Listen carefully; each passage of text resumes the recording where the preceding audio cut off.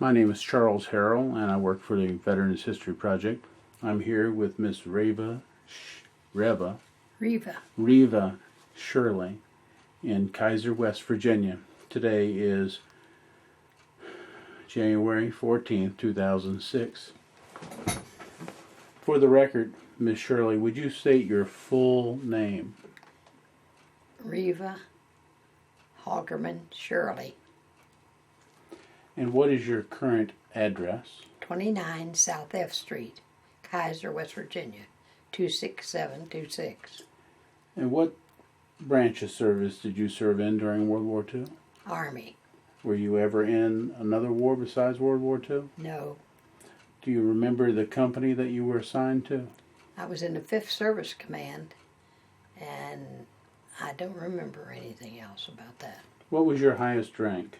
I was a staff sergeant. Do you recall the date of your enlistment? The 7th month, the 19th day in 44, and I came out the 7th day and the 2nd in 1946. And could you tell me where you did most of your time in the service? Cleveland, Ohio, Crowell General Hospital in Cleveland, Ohio. I had basic training at Fort Oglethorpe, Georgia, and then I went to school for a month in Camp Attaberry, Indiana.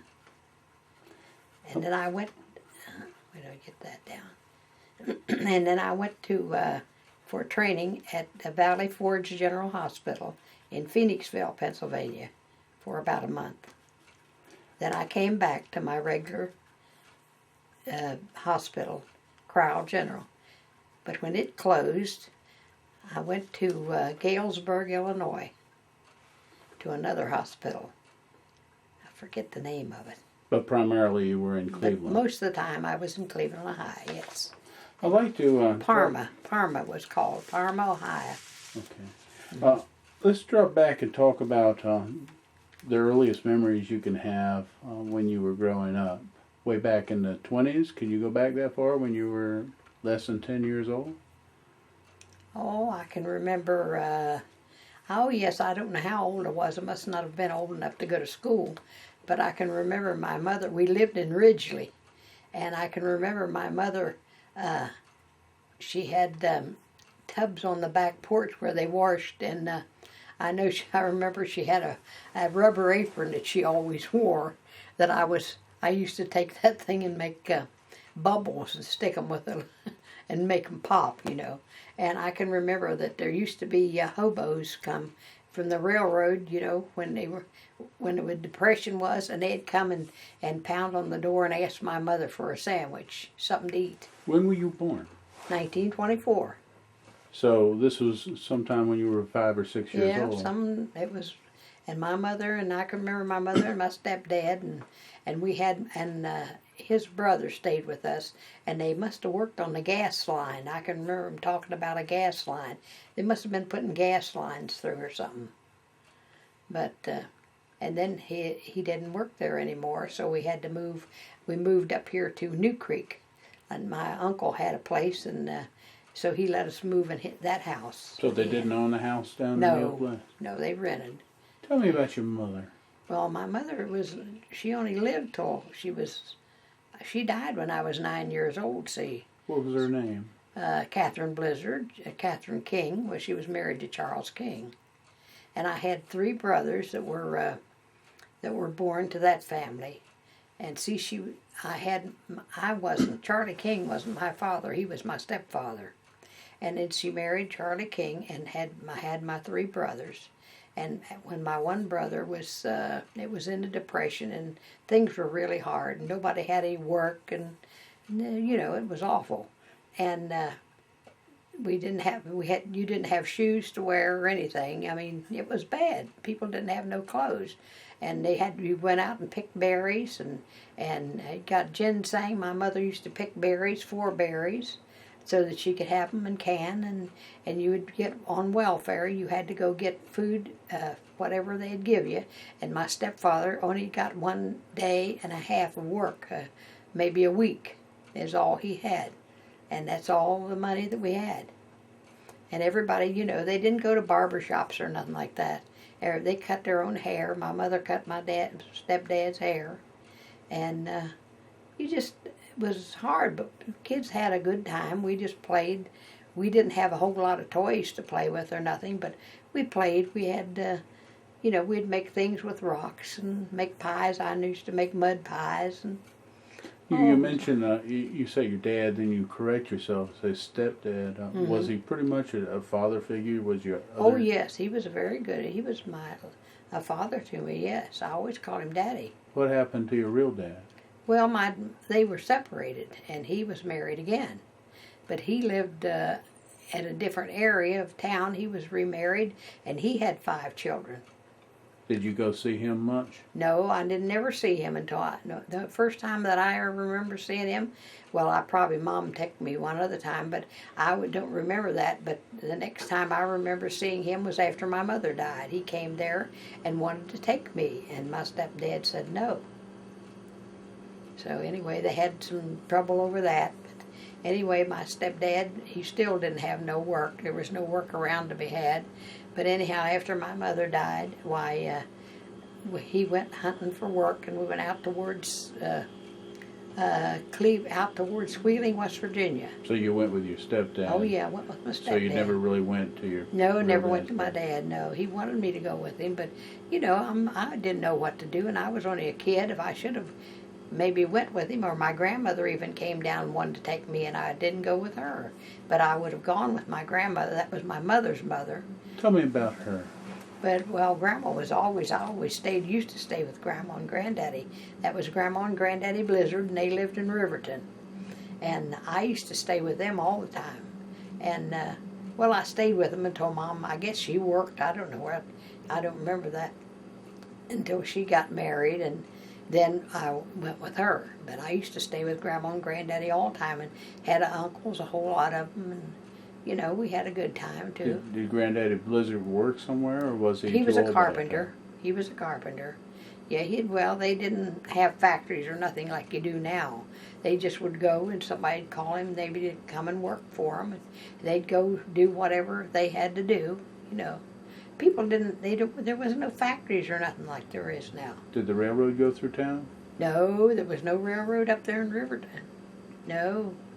I don't know how people made live. They just farmed, you know. Most of the time they'd put out a big farm, big corn, and that's what my dad was. My dad was a farmer, and he lived up here at Shear. And when I was about 14, they came up after me. My grandmother, one of my cousins, had been living with her, and she got married and left. And my dad came after me and asked me if I'd come down and stay with Grandma, because she didn't have anybody to stay with her. That was my father's mother. So I came down and stayed with my grandmother. Grandma was 77 at that time. And I came and stayed with her I was going to be 13. Or I was 14. And I stayed with her till I was about, I think, 16 or near 17. That's where I was staying when the war started, because I can remember. Can you tell me... about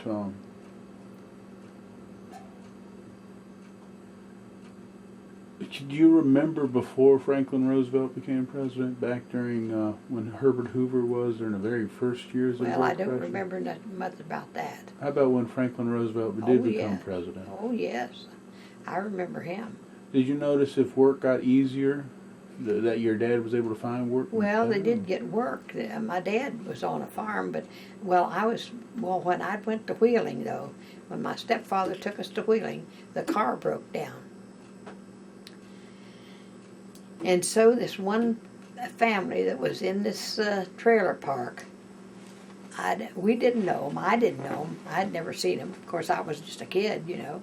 And children those days, you did what your parents told you. You didn't do anything you wanted to do. You did what they wanted you to do. And we didn't have anything, so these people wanted to do. And my half-brother was with me, my mother, Bernie, and they wanted to take the little boy so that they would take that off his hands. Take the kids? Take the kids. Now, listen to this. People can't believe this. And so he said, we didn't have nothing. We didn't have no way to fix the car, we went into this park. It was like a trailer park or just a park that they had for kids, and that's where we broke down with the car. And we had no way to come back, and he had no money for gas or nothing, and this man and lady lived in a trailer there on that trailer park, and their names was Mackenzie, Everett and Mary Mackenzie. And so they wanted to take the little boy, but my stepfather said no. He said, but if you want the little girl, he said, you can have her. That would be you. Me. See, they was making all these arrangements. I didn't know. We were just playing. We were kids. And so they told me that they were going to leave, and I think he gave him money for gas and to get his car fixed, and he got it fixed, and they left me with those people. And you had never known them before? I had never known them. My grandmother didn't never know. She was hunting me all over because she didn't know what had ever happened to me, and my stepdad wouldn't tell her, see. Because when they came back, she had the police and everybody looking for me at different places. How long did you stay with the Mackenzies? I stayed with them until, let's see. Was it a week or more? Oh, no. They took me to Florida. They kept me all the time. I was with them all the time until I was 9 then when Mom died, and that was the fall. Mom died in July, and that was in the fall. And I was with them from then until I was 13 years old. For 4 years? Uh-huh. And then they sent me, they traveled. She worked in a restaurant, and he had a barber shop there in Wheeling. But then he wanted to travel, so anyway, she quit her job, and he quit his, and we went on the way to Florida. I guess he thought we had a trailer that you pulled. They had enough money to do that then? They weren't hurting by the Great Depression? Well, they weren't rich by a long ways, but he'd stop and, he did barber stuff, and he'd trade barber things and maybe get a little extra money and, stuff like that. And sometimes it was bad, it was hard up. Somebody'd buy something and she'd buy more gas, and that's the way we did. And he'd work sometimes along the way if he could get a little work. You pretty much always travel. Just like gypsies, just travel like that. And so that's the way we went. And then they sent me back when I'd go to school. I went to school in Wheeling for a little while. And when I got out there, and then after that, I must have gone to school there maybe for a couple of years. I don't know. Maybe we stayed there that long. I don't know. But anyway, we left and went on, and we traveled to Florida. And then we came on back, but I went to school in Florida for a little while, down to Cherokee Junior High. And that was my last school. That's as far as you went? That's as far as I went. About 8th grade or something? About the 8th grade. I never graduated. How was it living basically on the road for 3 years of your life? Well, it was they'd find different places, and this man would tell me, him and his wife, it was sort of educational in a way, because they showed me quite a few things, and we'd go different places, everything that was free, because you couldn't afford to do nothing, you didn't have no money, just lucky to live, eat, and go. And then the last place we were at was Miami, Florida. And I don't realize I don't know what he wasn't I don't think they were quite honest as they should be. And I was getting a little bit too big that I'd noticed things, you see. And I think that's why they wanted to send me back and she sent me from Miami, Florida, and I had never traveled in my life, from Miami, Florida to Harrisonburg, Virginia. I knew my grandmother lived in Riverton, but I didn't know how to get, so they sent me to Harrisonburg, and then you had to go to Franklin, and then from Franklin over to Riverton. And you did all this by yourself? Oh yeah, when I went on a bus. About 14 years old? I was only 13. 13. Mm-hmm. Did these Mackenzies treat you well? Well, it wasn't the best. They were very strict, and they would never let me see some. I said, I hope that they'd never checked my records, because different times we would change our name. Like sometimes you'd be White, and the other times my name would be King, and then sometimes it would be Mackenzie, because they didn't want anybody. They must have known that the police were looking for us, which I didn't know. Did your stepdad Was he bitter because of your mother's death? Well, he and my grandmother had never gotten along very well. And she told him that, they had a little family argument and they disagreed on quite a few things. But she wanted to take me, but he wouldn't let me go. The boys, the three boys, you mentioned one was Bernie? Yeah, Bernie. I have Bernard and James and Charles and Bernard are all my brothers. And they're younger than you? Oh yeah, they're all younger than I am. So and I also had half brothers from my dad's side, and half sisters too. So when stepdad went up to Wheeling, he had these 4 kids. No, he only took he left Bernie. He left the one that was Charles. He left him with somebody else that was someone and he knew. He didn't go with us. Just me and Bernie went. Just the 2 of us. He took us. But anyway, he got back home. When you were with Mackenzie, did you listen to the radio much? Yeah, but you couldn't listen. He only had a car radio. Just like I can remember when Max Smelling and all those had to fight, and Joe Lewis, I can remember he used to go out in the car and he'd listen to the radio. But to see it, and I don't remember us ever having a radio very much. We never turned it on. If we did, I don't think there was a radio in the trailer. Maybe we didn't have any.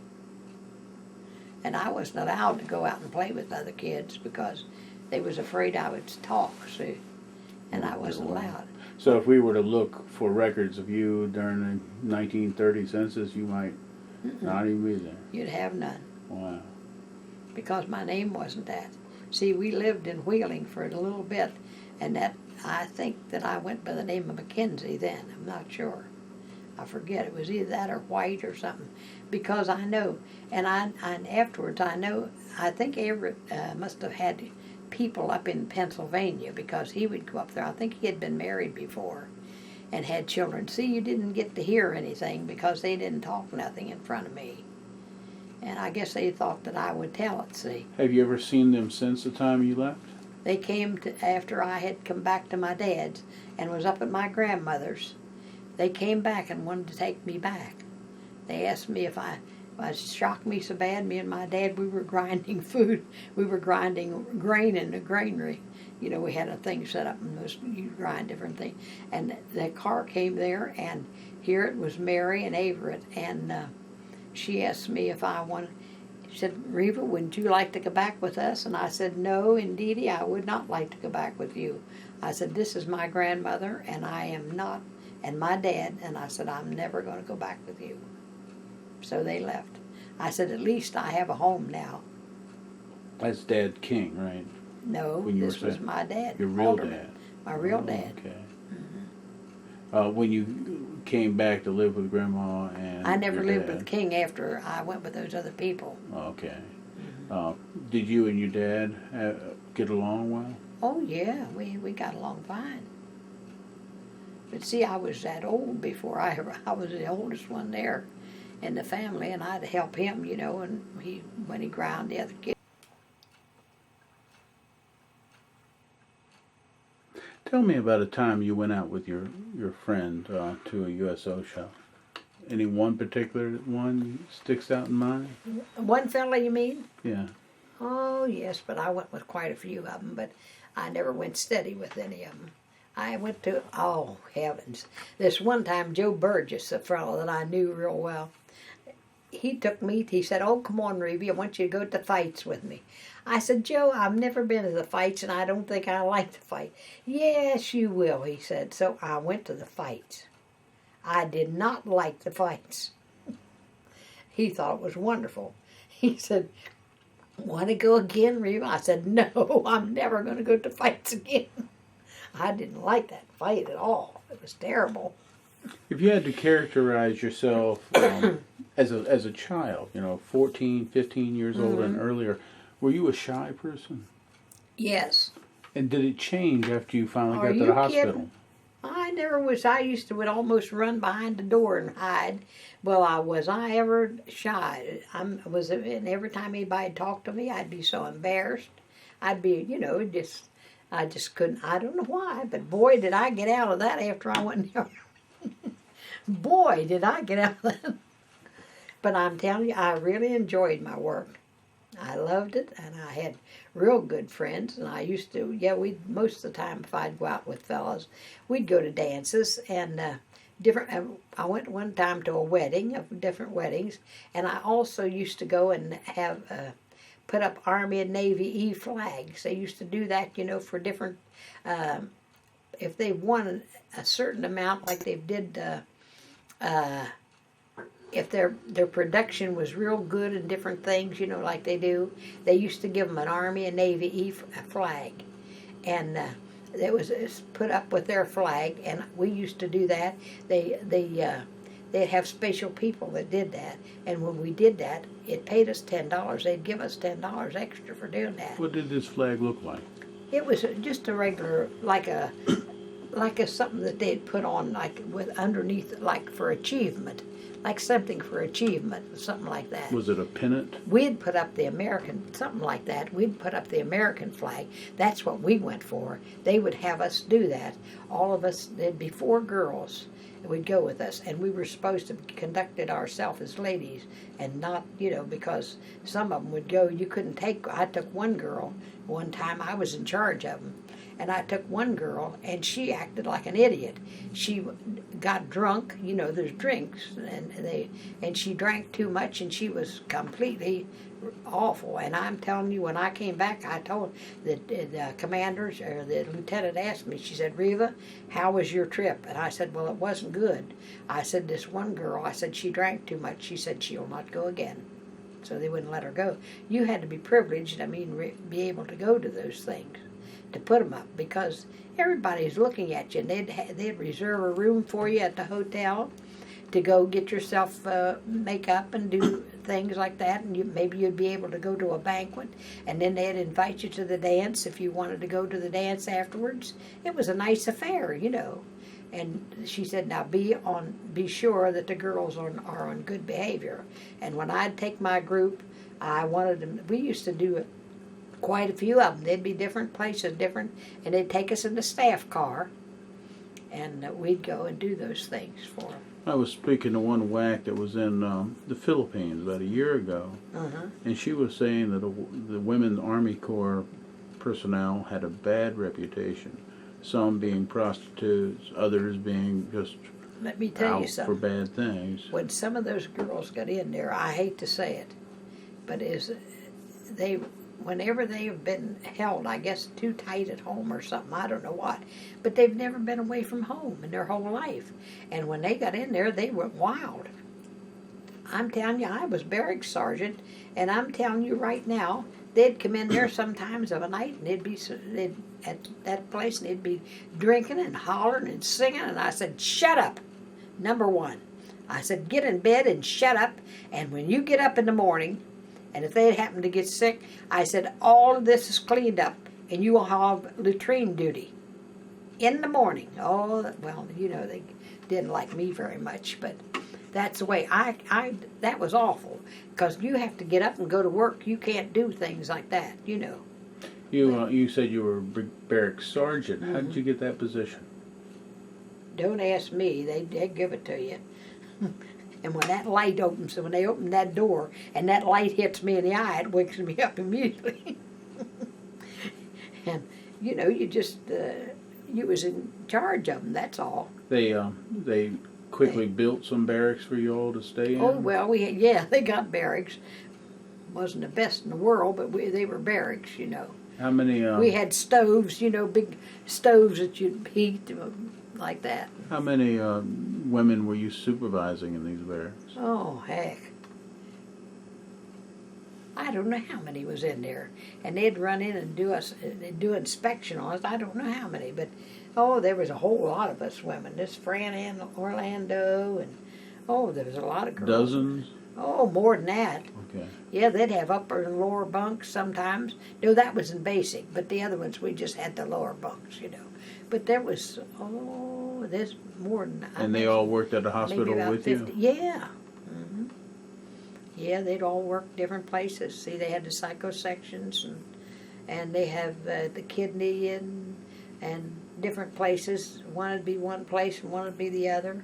By that time, did you, were there many barracks for men and only one for women? Oh no, they had more than one barracks for women. They was just down the line, just like just straight. You know, a door went in and beds were there, and that's all it was there, in the bathroom, and there was nothing fancy at all about windows along. You know, we had old stoves.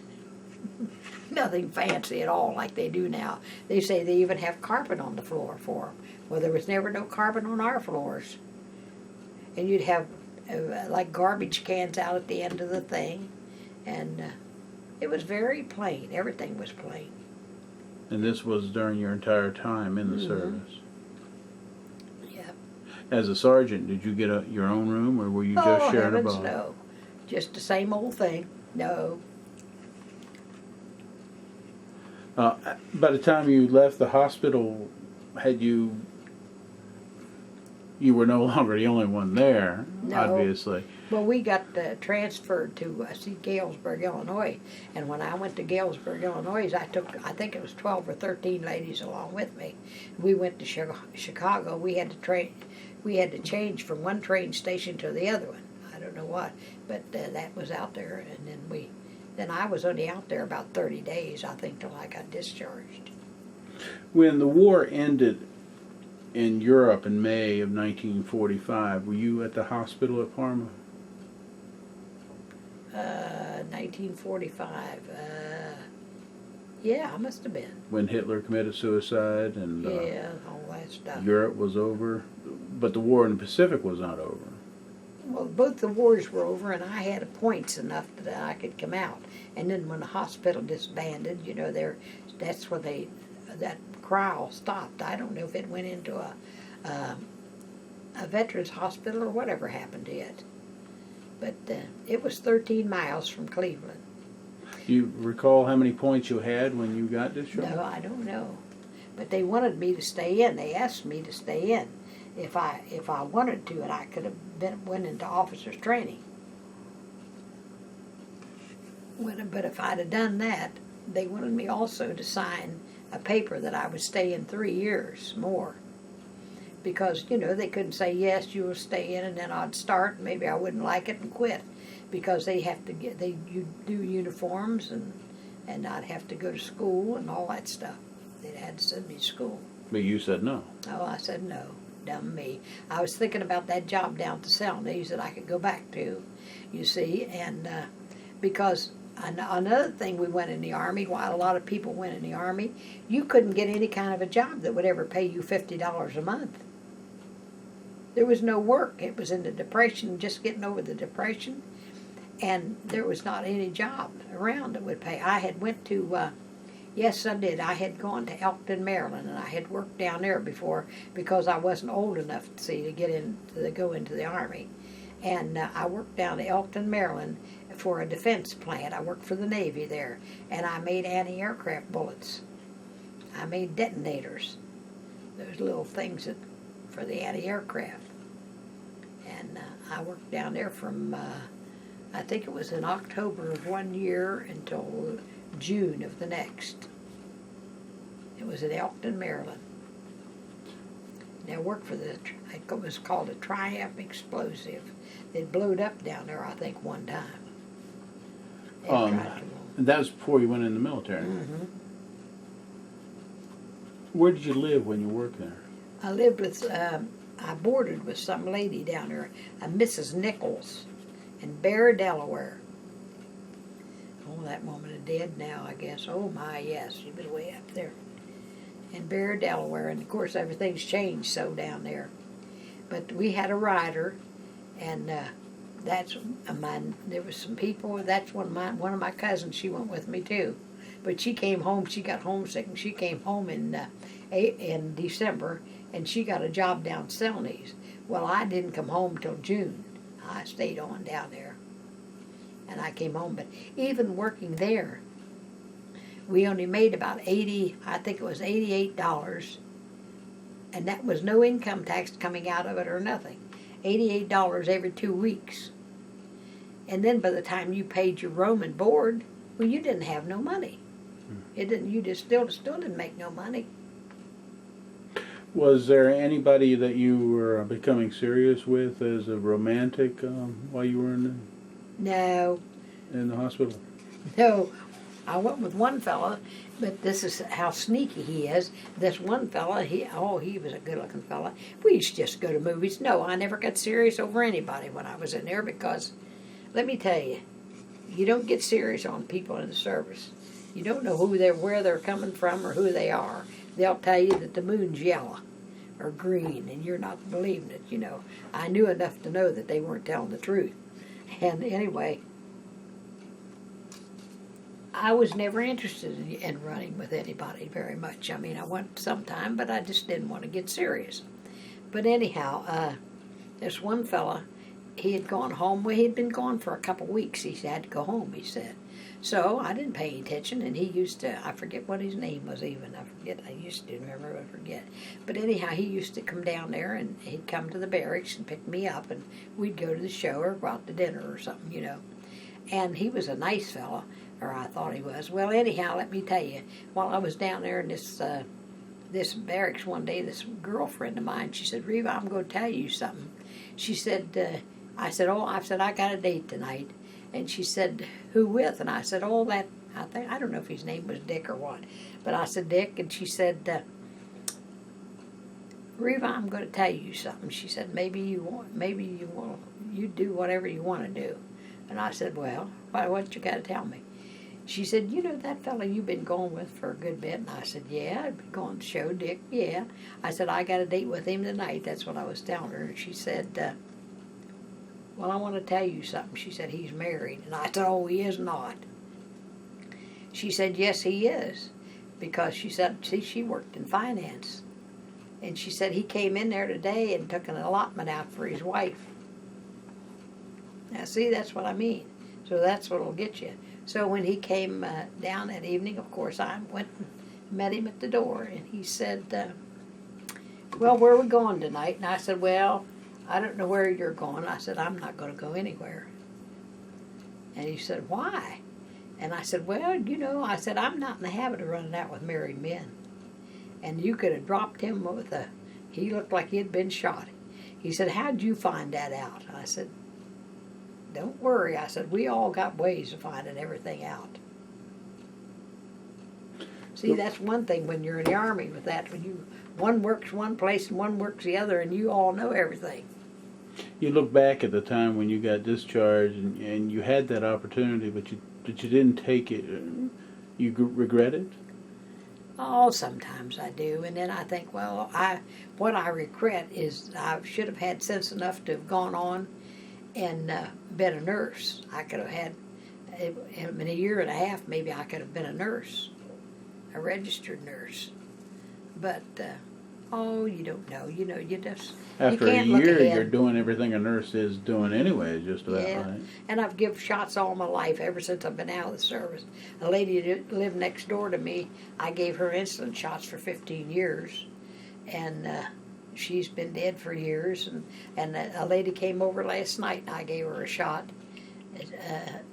She had to have insulin, and I give her a shot. I still give shots. The doctor used to call me, Dr. Harry Kaufman, my doctor, and he'd say, Reva, it would cost him so much to get, to have the doctor. And I said, anything intermuscular, I can give it. I said, I'll give it. I won't give anything that is dope or anything like that. I know one lady one time asked me if I'd come down and give her a shot. And I said, her name was Kay, and I said, Kay, I know the shots that I'm giving, and I knew what she wanted wasn't one I wanted to give her. And I said, I only give intermuscular shots, and I said, I know the medication I give. So she never asked me to give her no more shots. No shot. She didn't get a shot. During the war, did you keep a diary or write much home? Heavens, no, I didn't keep nothing. No, I never kept a diary. Did you write home to somebody Oh, regularly? yeah, I always wrote to my aunt, yes. I sent my aunt money to put in the bank for me, which she did, with $50 a month. I can remember the first time I said I'll never forget that.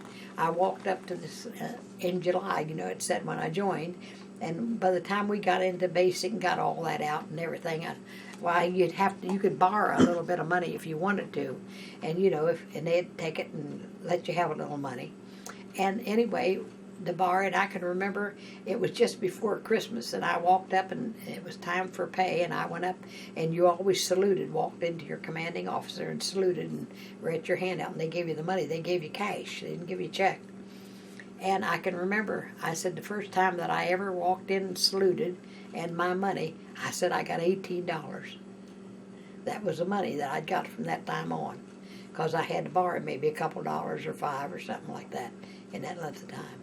But you had your insurance taken out, and you had your laundry. You had to pay for a laundry, $1.50, and you had to have all your uniforms, but they had to do everything, alter all my uniforms. They were all too long. The sleeves were too long, and you have to have it a certain length, 27 inches, I think it was, from the floor up. You had to have, and you had certain shoes, and whenever you go in there, they don't even ask you what size shoe you wear. They just look at your feet, throw the shoes out, and they fit you. And they always fit you. And I just couldn't hardly get over that. But they give you a pair of shoes like men wear up to and there. You get that, and then you get a pair of your other shoes. And they were made by Energetic. Did you pull any pranks or have any pranks pulled on you while you were over in the hospital, or was it really business-like most of the time? It was business all the time. There was nothing foolish going on in the hospital. But like I was telling you about them 2 garbage cans that we had to take the stuff out of an evening, we'd take those out to the end of the thing so that the people would get them, And one day, it was after supper and everything was on, and I said, well, I better take the cans out to dinner. The civilian ladies worked in the kitchen. They worked and prepared the meals, and we'd take them to the patients. And so anyway, whenever I got that out, I'd take the pans and I'd be carrying them out. And this one lieutenant came out of that thing, and she said, we're in school. But, years ago, people didn't believe in women getting an education. They believed in you just staying at home and cooking and taking care of the kids. When you were around the 14, 15, 16, 17 years old, did he ever talk about your mother? No, he very seldom ever that he'd said very much. So he never told you why they split up or anything? No, they never said nothing. Do you remember the first school you went to? Yeah, New Creek. Up here, it's still up there. The house is. It's right across. It used to be when we call a place from what they call the Blue Jay. You don't know nothing about that, but it used to be right there, and it's a one-room school. We had 8 grades in it. She taught 8 grades. Who was the teacher? Miss Lacey. I'll never forget her. Mm-hmm. Why do you have such memories about her? I don't know. I remember walking down and going to school. Well, I went to school really on a horse with my up at my grandmother's with some lady that she was a teacher, and she rode a horse to school, and a white horse. I can remember that. And I begged her one day, and I wanted Grandma, my mother's mother, and I was staying with her and asked her if I could go to school. And I begged, and Grandma said yes, she could let me go. So I rode the horse with her, and we went to school one day. But I was just too young to go to school that time. And then I think there was a colored school, it seemed to me, like in Ridgely. And I always liked to go over there. It must not have been very far from where we lived. And I can remember I used to go over there all the time. And I'd go to school with them, and the teacher didn't pay attention. She just let me come in and sit down with them.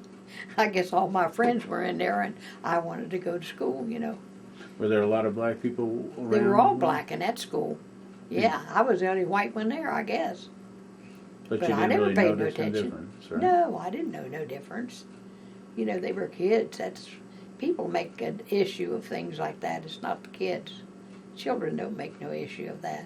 They don't care what color they are as long as they're kids and they're playing.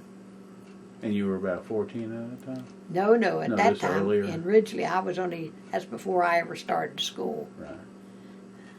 But I never went to school after I came up to my dad's, to my real father's. If you had to characterize a a favorite pet. Did you ever have a pet that you really loved as a child?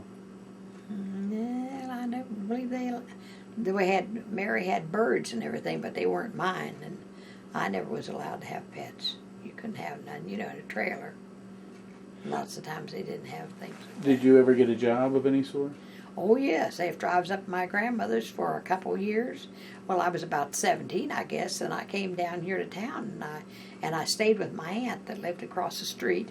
Here in Kaiser? Yeah, she lived at 28. This is 29. She lived at 28, and she owned that house. So I came down there, and I had a cousin that was there, and she's the same age I was. So I went down, and I got a job, yes.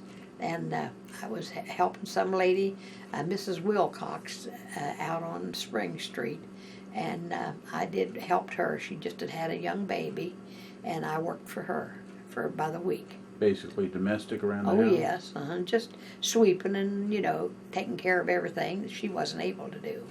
$2.40 a week. Wasn't that good wages? That was good wages those days. We thought we were really doing something. Did you, by that time, had any money saved up of any sort? Oh, heaven, that's why I started to work, because there was no money. Nobody had any money. My grandmother never even got a pension. When she had been a widow for years. Granddaddy Halterman had died, and she didn't get nothing. My dad worked the farm. He owned 163 acres, and he took care of her. And, they had hogs and cows and chickens, and we had fruit on there, and we never were hungry, but we had no money. Nobody had any money. Was your dad or stepdad in World War One? No, neither one of them. No, if my dad would have been living, he'd have been 100 years old. He'd have been 101 this year. And I don't know how old my stepfather was. I never paid any attention. I don't know exactly. I don't think he was ever in any war. As FDR was in the middle of the Great Depression, he came up with lots of programs to help people, like the WPA and the CCC. Did your father or your stepfather? No, but I remember my uncle was in the CC camp, and he used to get $30 a month, and he'd send some of that home to help that was my grandma Blizzard, and he'd give money to help her. He'd be working down there, and he stayed there. Stayed at the camp, too. They had camps. It was just like Army camps, Did you ever go to one or ever hear about going to one? No. I was too young at that time. See, we couldn't even go in the Army. I couldn't even go in the Army until I was 21. And that's after the war was already raging. And went up and got my dad to sign when I was 20 years old. So I went in when I was 20. Otherwise, I couldn't have got in until I was 21. You couldn't go in the Navy, the Army, or anything. In the 1930s, Hitler was coming to power in Europe. Did you even know what was going on? I didn't know anything because, see, we didn't even have any electricity up in the country. Up where I was at, and you wouldn't believe it, it's only 20-some miles from here, but there was, that 93 was just put through. They were doing that road when I came here, and they just were, they had no electric poles and no electric or nothing. We had lamps. How was it to try to get water and take a bath? Oh, we went and got our water from the well and heated it on the stove, and you just washed. You didn't take a bath. You take a bath in the wash tub. How often would you bathe? Well, usually about every Saturday night. Most of the time, everybody would when you get ready for Sunday, But you had the pan you could wash with a wash rag and soap. You always had that. But a full-fledged bath was basically a once-a-week thing. Yeah, I know. I used to wash Grandma. Grandma would come. She'd go in by the stove, and I'd go and wash her back for her, and and things like that for her. She was 77. She wasn't old enough. She wasn't too old.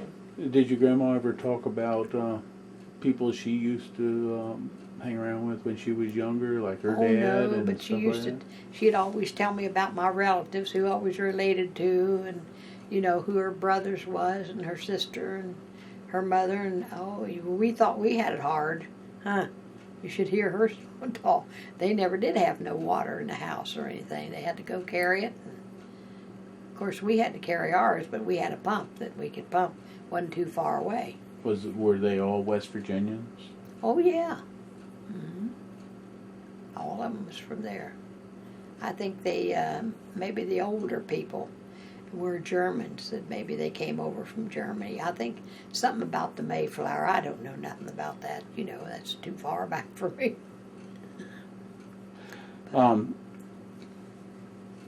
As Hitler was coming to power, he started a war in Europe in 1939, well before we got involved.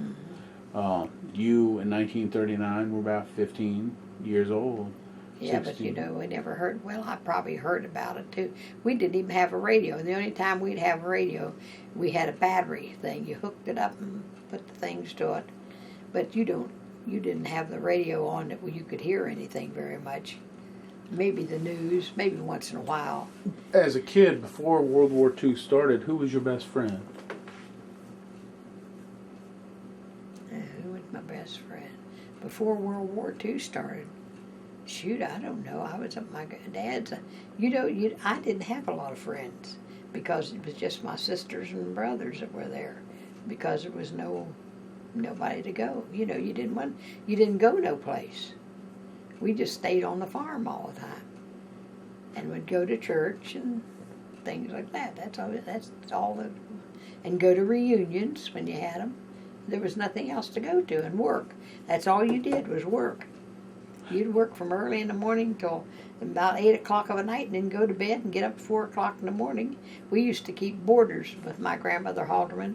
We had 5 boarders we used to keep, and had one night watchman. He slept in the daytime, and the 4 boarders, and they paid Grandma $1 a day for there, and she'd fix her supper and fix her breakfast and pack their lunch for $1 a day.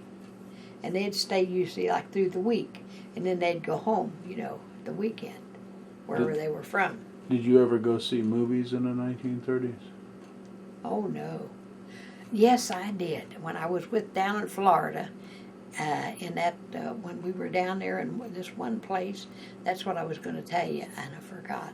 When we were down in Florida, when I was with this Mary and Everett McKenzie, they had this one, she used to cook for this one family, and Everett, I guess he worked for him. I don't know what kind of work he did or anything, but they had a big ship, a big boat that they went out on and caught these great big fish, you know, that they'd slice them, and she'd fix that. And they had great big iron gates up by the side of their houses, and they had locked those gates, and they had lots of money, because I know Mary would bring me over sometimes, and I would go to the movie with this little girl. They had a little girl, and they'd take us to the movie on Saturday afternoon, and they'd take in their big limousine, and this chauffeur would wait for us. He'd go and put us in there and then wait for us, and after we got done, they'd let us. We saw Shirley Temple in those movies, and that's the only time I think I ever saw a movie was at Shirley Temple, and then they'd bring us back and take us, and we'd go have a ice cream soda or something, you know. He'd take us, the man would, and then he'd bring us home, and we would play together, me and this little girl. But Lord, I don't even remember her name. But I said maybe they were gangsters for all I know, you know. I don't know who they were. When Pearl Harbor was attacked on December 7th, 1941, do you recall where and what you heard? Oh yes, I was up at my grandmother's. That's when I know we turned the radio on and they was listening to the news all about that. Yeah, I was up at my grandmother's. No, you were 16 by that time. Mm-hmm. And I can remember the fall before that, or maybe it was a fall there. You know, I was coming home. We had been down at my aunt's, and it was sort of dark, you know, just getting dusk. And I came back and I said, "Oh, Grandma," I said, "look how funny the sky looks." And it was like red. You know what do they call those things that they, well, anyhow, it was all over the thing. And Grandma, I said, "Look how funny it looks, Aunt Annie." Oh, and Grandma said, I said, "Look, what is that?" And she said, "Well, child," she said, she always called me child. "Well, child," she said, "that is called the Northern Lights." And I said, "The Northern Lights?" I said, "What's that?" Well, she said, "That means that you see how it's going all the way around, And I said, yes. She said, that means we're going to have world war. We're going to have war. And I said, oh, well, what's a war? I didn't even know nothing about it. And she said, Grant, that means they're all fighting. And she said, we've got war, but she said, it's going to be all over. She said, that's what that means. And she said, you mark my words. And in December, that's when Pearl Harbor happened. They turned on the radio there at the house. Yeah, and we had the radio on. And Grandma turned it on. Was the boys there also? No, they see my dad's family. Me and Grandma lived in this house, and on up the way, then my dad lived with his family in another house. Did you know anybody who immediately said, "We got to go fight this war"? No, nobody said a word. We was all shocked to death to hear that the Japanese had done that so bad to us. Had you seen any Asians or Japanese before? No, I wouldn't know nothing about nothing. You know, you don't pay attention. I didn't ever, because I was younger than that before that. And there was nobody around that area. Everybody was mostly my uncles and aunts and things like that. During the first year of the war, we were losing. Did you? I know. Ever knew it? Oh yes, I knew. It wasn't doing very good. And I worked in the hospital, so I can tell you, I knew that we had a lot of casualties. Because it was no picnic, I'll tell you. And them fellows didn't have no picnic. Had you ever been interested in medical work before? Heavens no, I'd never even been in a hospital in my life before. And when they said, what would you like to do? And I said, oh, I don't know. I said, maybe take care of people or something. I didn't really know. Well, when I came, that's what they did. They sent me in the medical corps. Well, they don't ask you what you want like they do now. And they just give whatever they need. That's what they do.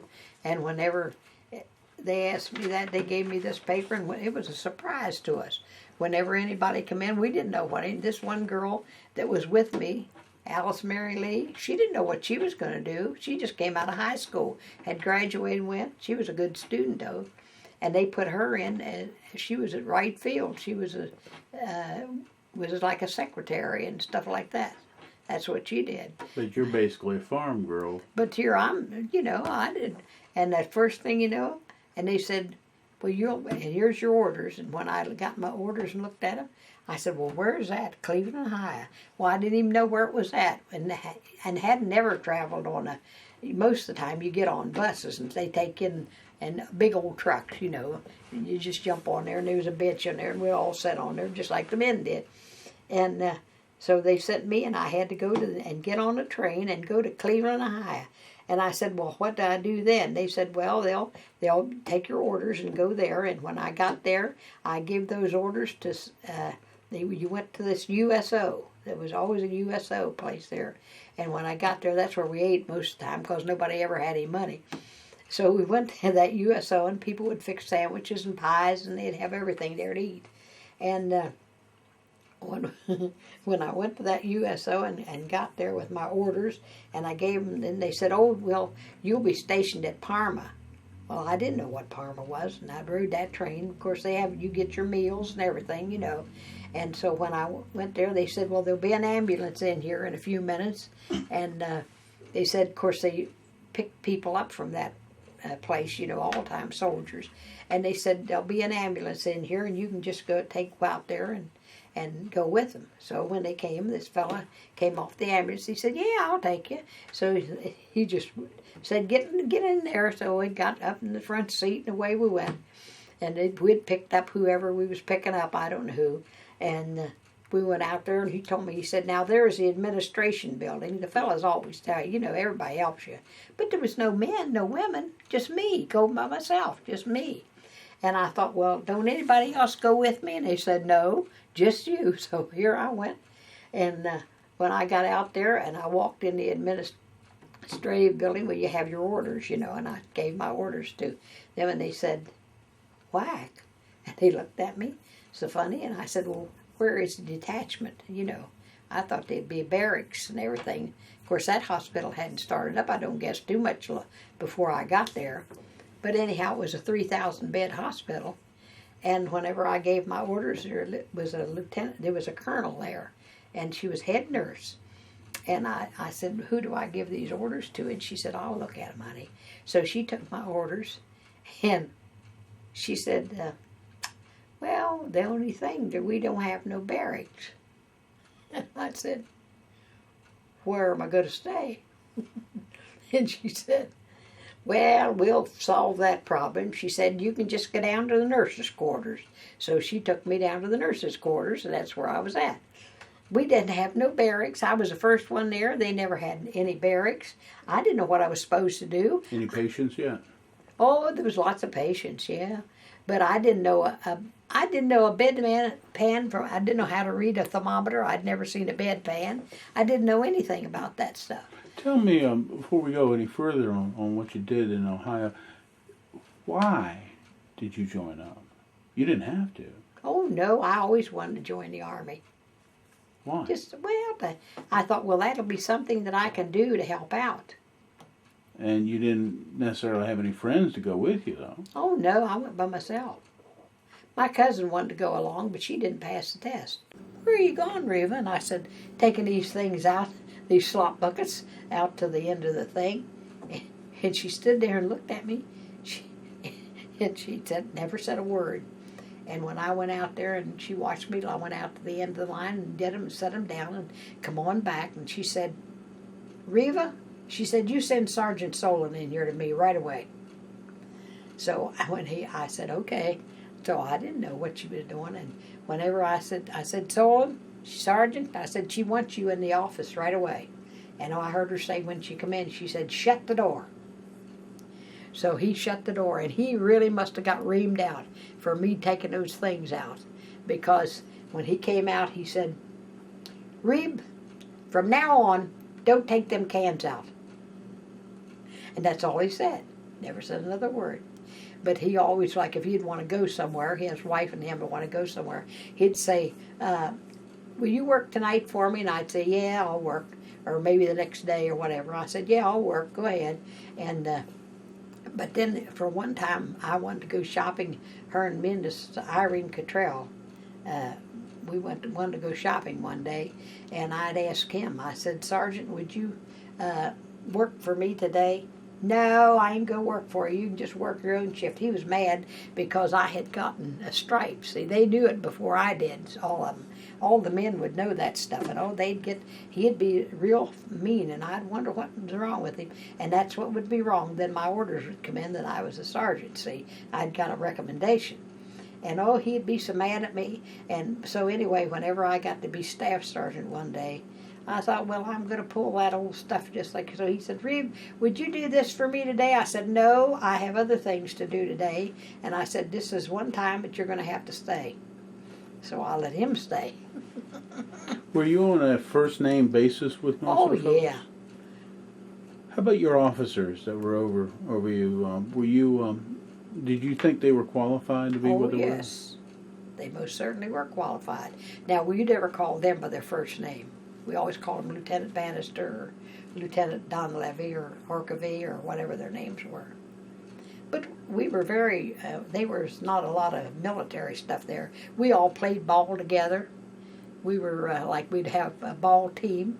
Girls? And shortstop. And yeah, we all had a good time together.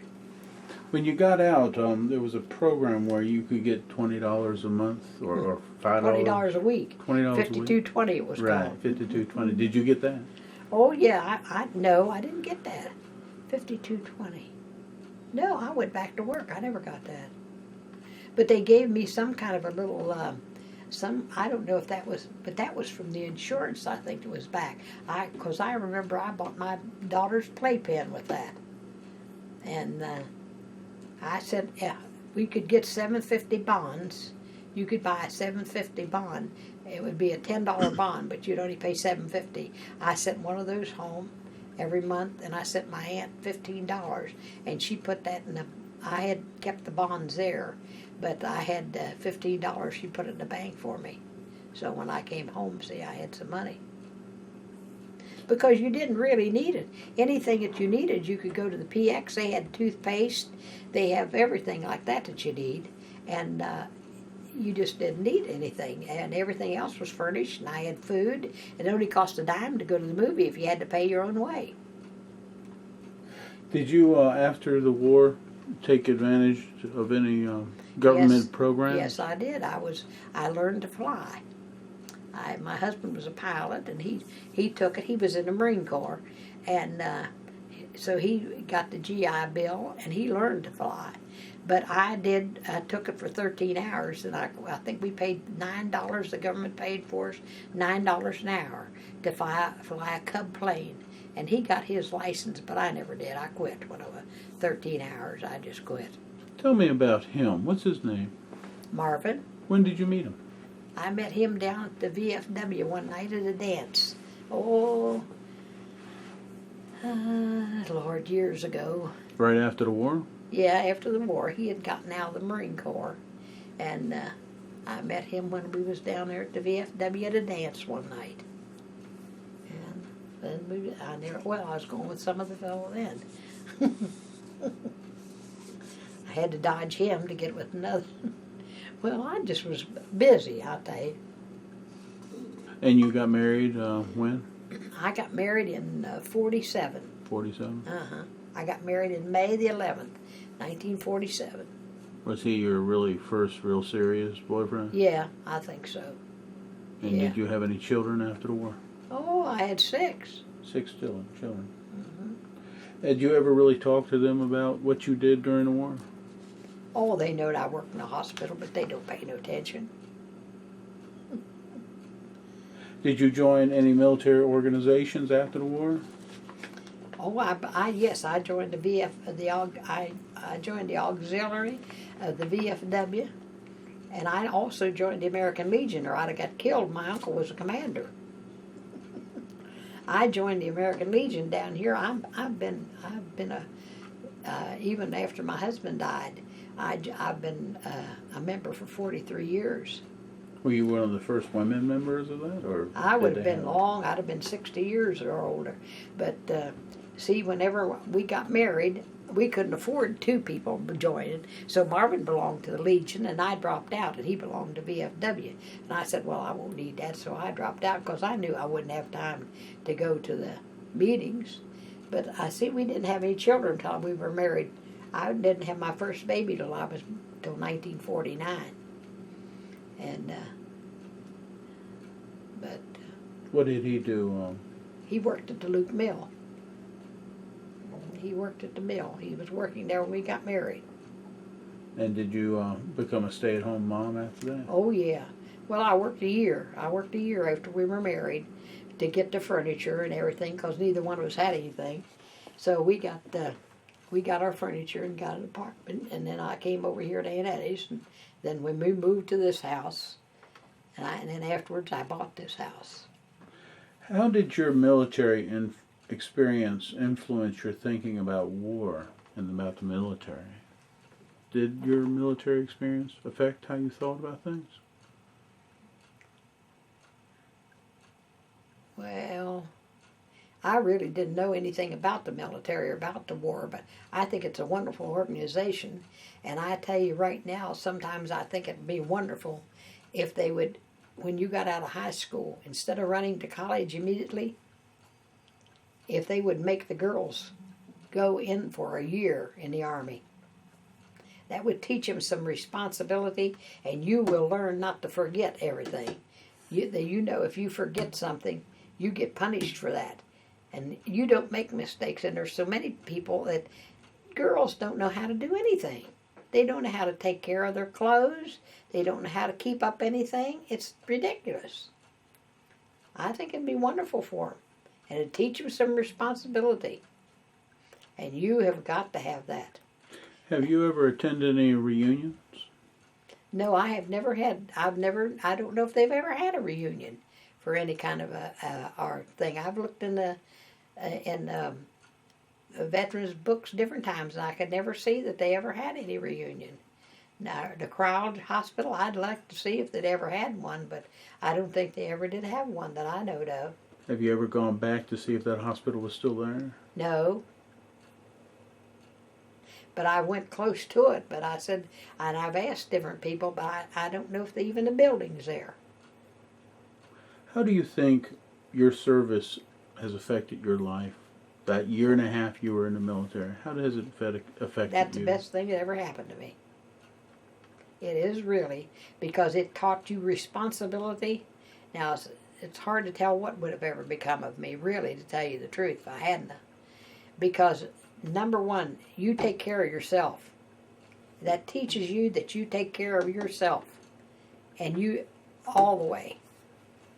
I mean, all the way. You don't worry about somebody else. That's every man for himself. That's one thing that the Army will teach you.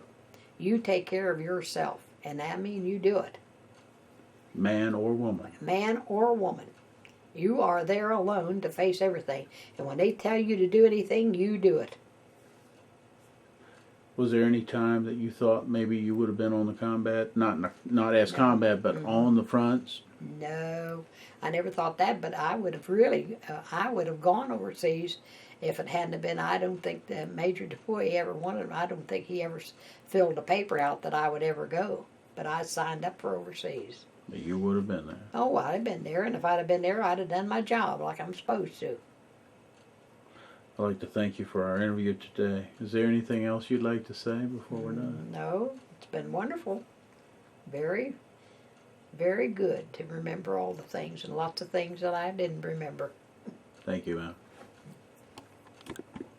The one that I lived with over there, we went down. She had edema in both legs. Her legs swelled, but she had just worked the night before, and she probably could have if she'd have maybe wanted to. I don't know, but it did seem to me. But I guess it was supposed. But you did go down with a cousin at the same time. Mm-hmm.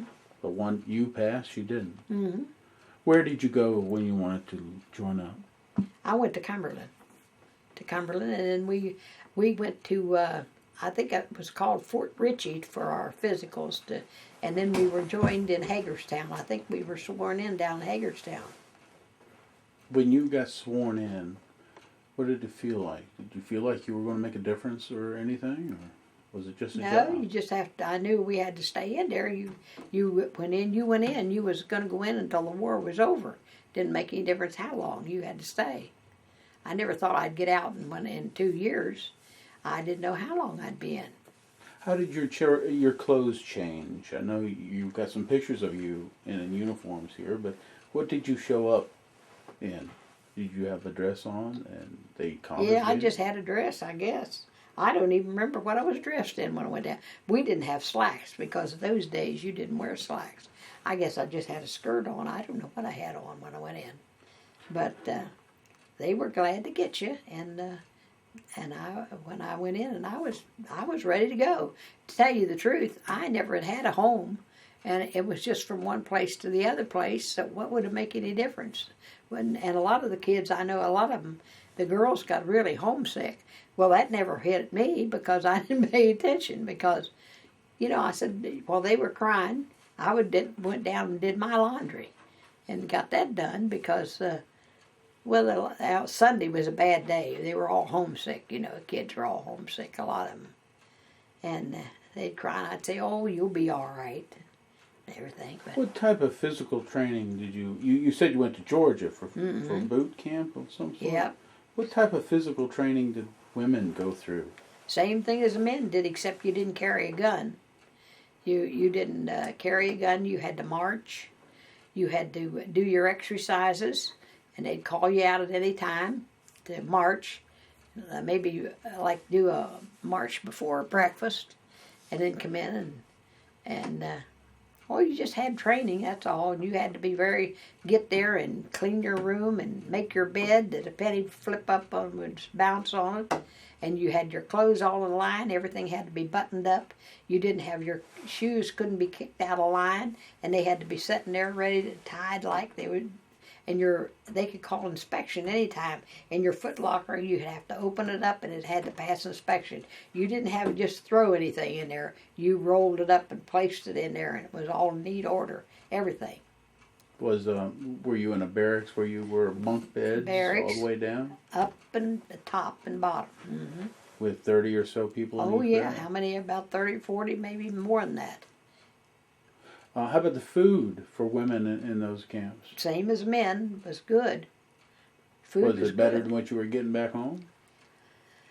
Well, I eat pretty good. Well, you didn't have run time. You didn't have to, but there was always good food in the Army. I always ate everything.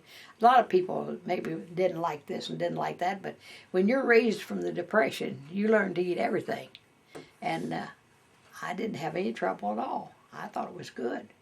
We'd have oatmeal for breakfast. The only thing, when you get a big long table and you knowed you was sitting, there'd be maybe 5 on this side and 5 on that side. There'd be 10 eating at one table. You never say be real nice and say you take the milk first. Whoever grabs that pitcher uses it first, and then if they get it, that's all right. One time I was nice, but when it got back, I didn't have any. You have to learn to share with everybody, you know. While you were in boot camp, did you make a friend? Oh, yeah, I had lots of them then. Anyone that comes out to mind now? Well, Alice was always there with me. Her and we always run around together. They called us Mutt and Jeff. She was tall and I was thin. I was little. Of course, that's nothing unusual. I've been short all my life. And they always called me Shorty or Half Pint or something, you know. Were the other girls that were at Oglethorpe in your company or platoon, were they from Cumberland also or nearby? No, we didn't have anybody from there that I knowed of that was in our bunch.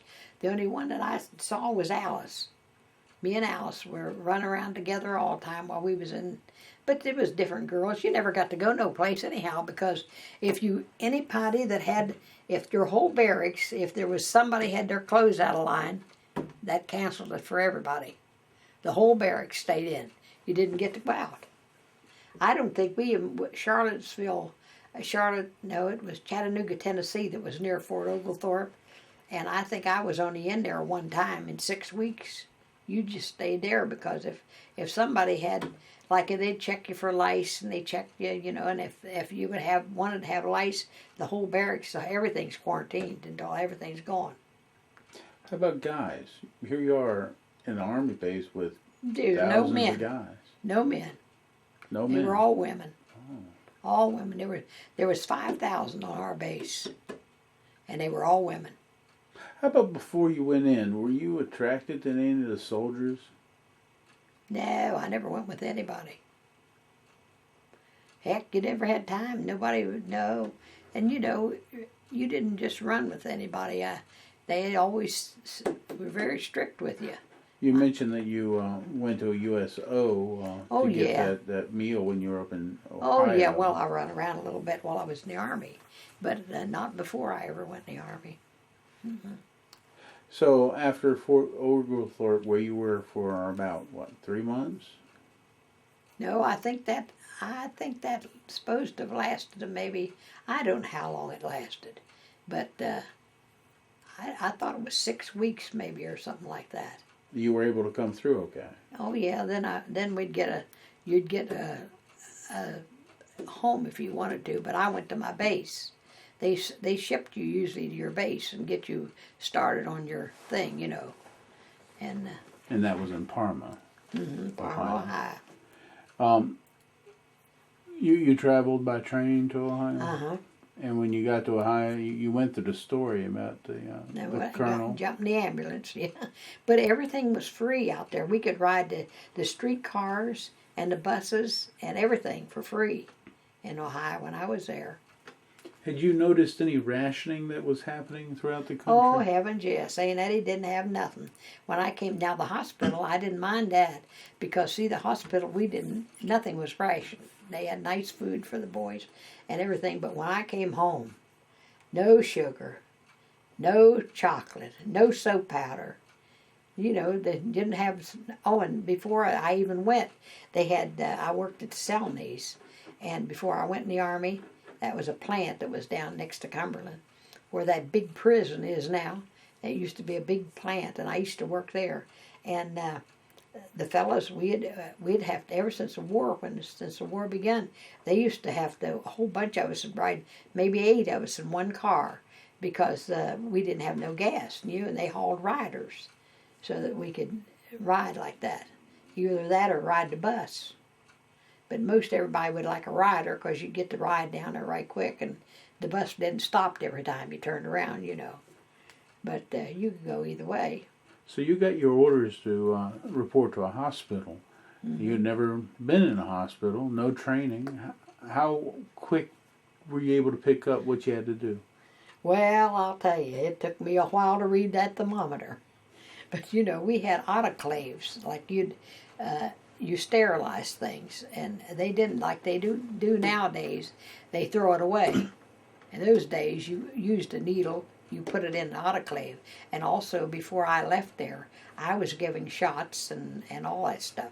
That's where they sent me to school, to Camp Attaberry.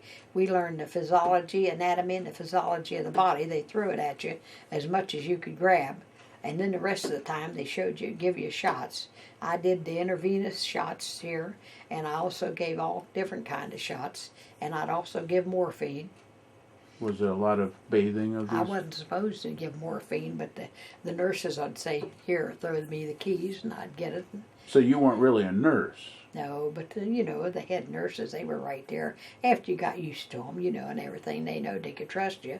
But you didn't give morphine like you do now, like you get it out of a bottle or something. You took it and had the water over a little heat, over a little flame, and then you heated that water and boiled it. And then after that was boiled, you put that out and then you dropped that pill in there. And then when you dropped that pill in there, then you sucked it up in a needle. And then you gave the shot. See, that's the way they did things. And years ago, and all the needles were saved, and all the everything was sterilized, you know.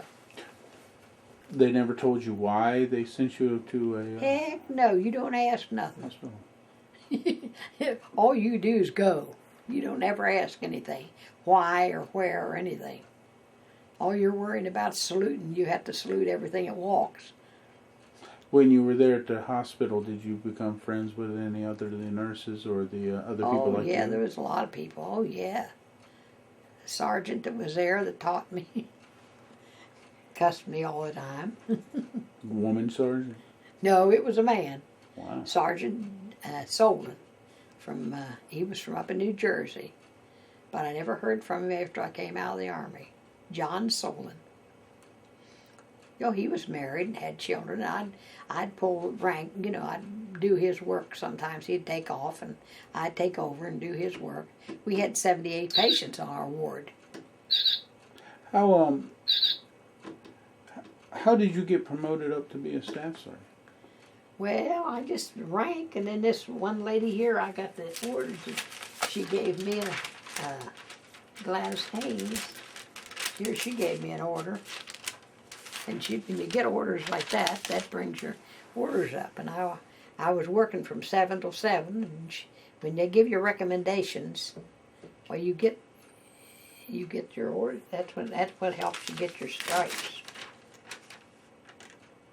Were you treated any different as a woman in the military versus guys who were doing kidding. very similar? When I first went in that hospital, the fight was on. Those men were so mean to me, it was awful. Was it just you, or was it everybody? No, it was me, because I was a WAAC. I was the first WAAC there. Oh, the first one. Mm-hmm.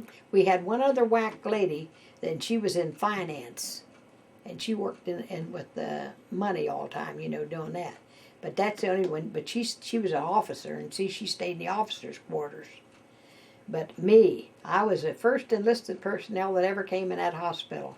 And yes, I had trouble. They didn't treat me nice at all. Can you recall one incident? Especially the sergeant. He'd pull duty on me. There used to be old big buckets that they'd have, like when they'd send the food up, if the people didn't have, that they didn't do it, that they'd be 5-gallon buckets, and we'd take them go out the door and take them on out there to the end of the thing, and then somebody would pick those things up, and I guess the garbage men or something, whoever. And I can remember I was doing that at Sergeant Solon. Oh, that Sergeant Solon was something else. First thing he started me on, when they put me on that ward, he said, I'll take you to the linen closet. So there's where he took me to the linen closet. See, they'd bring great big things full of linen piled up real high, and they would push that in there, and then you'd put it up on the shelves because they had towels and sheets and, things like that they needed. And that's where I started, in there, and I worked in there for a couple of days. And then when I'd come out, everything else. And of course, I always watched, and I took everything into the course. I watched what I was, so I could learn, And he was teaching, he taught me that the thermometer, that was the worst time I've ever seen. You shake the little thermometer down, you know what a thermometer is, don't you? And then to look at that little thing, I didn't know there was a little mirror in there that you looked at, and you had to shake them down like this and look at to learn how to give the pulse and the respiration and take the temperature. Well, he had no patience whatsoever. Damn, he said, you're the dumbest thing I ever seen. He couldn't get me to. Well, that was mild. Let me tell you, the whole time. And anyway, I never said a word about it. I just went on and never said one word. And if I'd take the food cart we had to go get food cart for our patients. We'd go way down there to go to the mess hall. And when you were taking that food cart down, whenever you'd get in line, they'd fill your orders, like you'd have special orders and special things, And we'd get our orders and how many patients we had. And while I was over getting something else, or getting something to put on the bottom, they'd take my buggy, all the men, I was the only woman in there, they'd take my buggy and push it over there so that I'd be out of line and I'd have to wait. Well, that went on for a little while, and then the fight was on.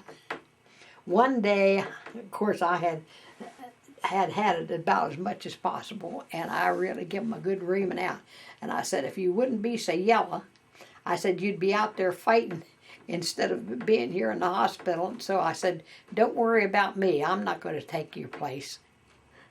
Oh, they didn't like that for nothing. And after that, they left me alone pretty good. They said, well, you have to learn how to fight your battles. But you just didn't run and tell nobody about things like that because they wouldn't pay attention to you anyhow. The nurses that were there, I know that there are male nurses. Were there male nurses? No, we had orderlies. Orderly, male orderly. Yeah, we had a couple orderlies on the floor, especially when the male patients. Would that be considered what you did too, as a I was an orderly, yes, I was an orderly, and then a medical technician, and anything that they wanted you to do. But whenever I shaved the fellas, a lot of them came in that they couldn't, their hands were burned so bad that they couldn't, their fingers were turned up, they couldn't even hold the telephone, and they'd get a free telephone call, and we'd hold the telephone for them to talk to their parents. I've lit their cigarettes and held it for them and take it out of their mouth and give them another puff. And I've shaved them. You shave them, you do everything. And they have casts on their legs. You have to take that cast off and clean it and get it ready for whatever. I can remember the first time I ever did that, the doctor said, get me some kind of a pack. I forget what it was called. And so I went and got him a pack. And he said, now you can help me do this. Well, I had never done that.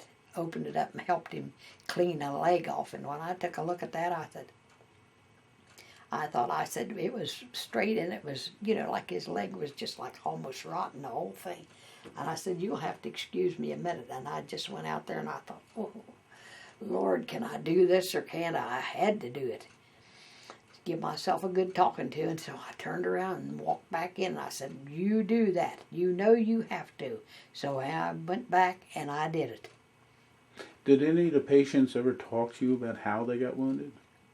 No. They never say that. They never talk about nothing like that.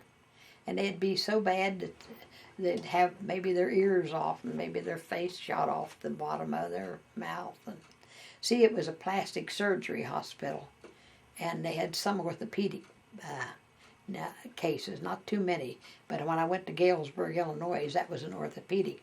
But this was a plastic surgery center, burn center. They had a lot that came into our hospital. They could go to the bathroom maybe. I'd open the door for them, and they could go in and go to the bathroom, and then they'd kick the door, and then I'd send an orderly in to help them bring their pants up and help them do other things that they had to do. But Was there a lot of sad cases then? Oh yeah, there were a lot of sad ones, but you'd be surprised. They never paid no attention. They just would talk on as if there was nothing, you know. Were there any that were, any of these patients that were bitter about what happened to them? No, really, I never saw any that was bitter because they would always look over, I guess, and see somebody else that was worse off than they were. No, you very seldom ever see that. And we used to have prisoners that would clean the ward. Germans? German prisoners. They used to do most of the cooking at our hospital. And they would come and clean, you know, they didn't speak, you know, they didn't speak our language. But I had one fellow that worked on the ward there, Frank Marzik, and Frank spoke German. And I said, Frank, you help me. And he said, all right, I will. He was my friend. I said, oh, Frank, you help me. So we went down and he told these fellows what to do. They come up and, them Germans, you know. Ha, ha, ha, they was laughing. They work a woman. I knowed what they was saying. They could tell. I could tell the way they were talking. And I was a ward master on that ward, Ward 30. And I was a ward master, and they were assigned to this ward. And they had to clean it and buff it and clean it all, you know. And the windows and things, you know, they kept it all real shiny.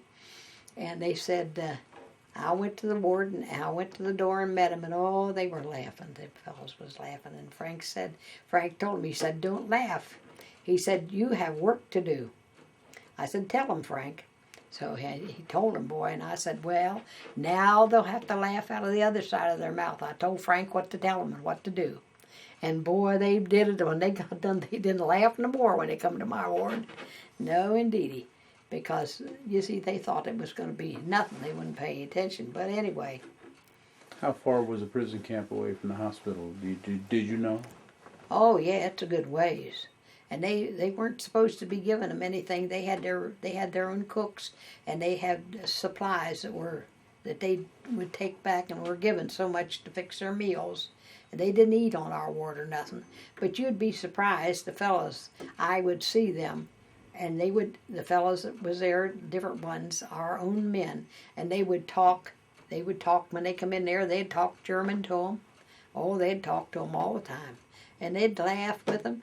And then they'd give them a cigarette. They'd sneak them a cigarette. I'd see them. Did you ever get a chance to go to a USO show and dance with any soldiers? Oh, yeah. Oh, yes, we had USO things there. And you could go, there was free tickets at this hospital. You could go to concerts. You could go to operas. We were admitted to everything. I went to the Ice Capades in Cleveland. We went to the memorial service in there at Cleveland that they had for President Roosevelt when he died. Yeah, we get different things, and we got everything. We went for free. You were mentioning weed. Did you make a friend there? Oh, yeah, Irene Cottrell, this one girl that I went, and I had a lot of friends there. Irene, and then I had Maxine Evans, was another lady, and there's Albina Sysock. I wrote to them for years till they all died. We need to pause for a moment.